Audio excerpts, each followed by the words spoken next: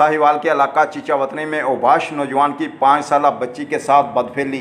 5 साला बिस्मा रानी घर से करीबी दुकान पर धागा लेने गई तो साजिद नामी शख्स ने बच्ची को वरगलाकर माल मवेशी के हाथा में ले गया और ज़बरदस्ती बदफेली कर डाली। इस पर मज़ीद बात करते हैं, हमें ज्वाइन किया है लाहौर से बाबर भट्टी ने। बाबर भट्टी, तफसीलात से आगाह कीजिएगा, क्या मामला पेश आया?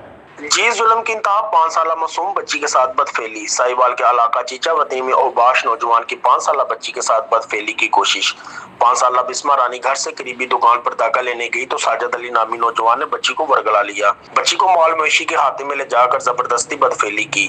जब बच्ची घर न पहुंची तो वालदा ने बच्ची की तलाश शुरू कर दी। बच्ची की वालदा माल मवेशी के हाथा के करीब पहुंची तो अंदर अपनी बच्ची की चीखों पुकार की आवाज सुनकर अंदर दाखिल हो गई। बच्ची के साथ शैतानी खेल खेलने वाले को देखा तो मां ने शोर मचा दिया।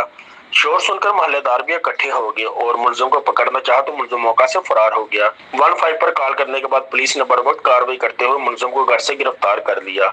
दरिंदा सिर्फ इंसान के खिलाफ FIR दर्ज।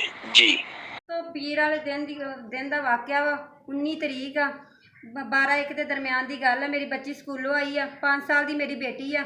उन्हें मेरी बच्ची के नाल ज्यादती की। 25 साल का बंदा साजिद उहदा नाम है जिन्हें मेरी बच्ची के नाल ज्यादती की है। मेरी मदद की जाए, वज़ीर आला नवाज शरीफ, शहबाज शरीफ, मरियम नवाज शरीफ, मेरी मदद की जाए। मैनू तुहाडी हेल्प की जरूरत है। मेरे बैक साइड से उन्हों का घर है, मैनू उन्हों तो खतरा है।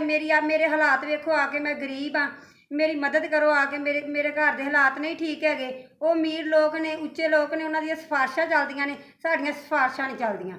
साड़ी मदद की जाए, बस मेरी यही दरखास्त है तुहाडे अगे कि मेरी मदद की जाए, मेरी बच्ची नूं इंसाफ मिले। साडी बच्ची नूं इंसाफ मिलना चाहिए, ठीक है। ए मैं बेटी है, ए मेरी बेटी है, ए मेरी दोहतरी है। इंसाफ मिलना चाहिए है। असी हथ जोड़ के तुहाडे अगे गल करने, ठीक है, कि बच्ची है मेरी, इन्हां दे बैक साइड ते उन्हां दा घर है, ठीक है। साडी बच्ची नूं बहुत खतरा है कि वो धमकियां लाते हैं सानूं, ठीक है। छोटी जी बच्ची है, और जरूरत किवें पई कि छोटी जी बच्ची नूं एडा वड्डा हो के बंदा एडा वड्डा कदम चुक्या उन्हें छोटी जी बच्ची दे नाल ज्यादती करन दी, ओहदी जरूरत किवें? सानूं वज़ीर आला इंसाफ देवे।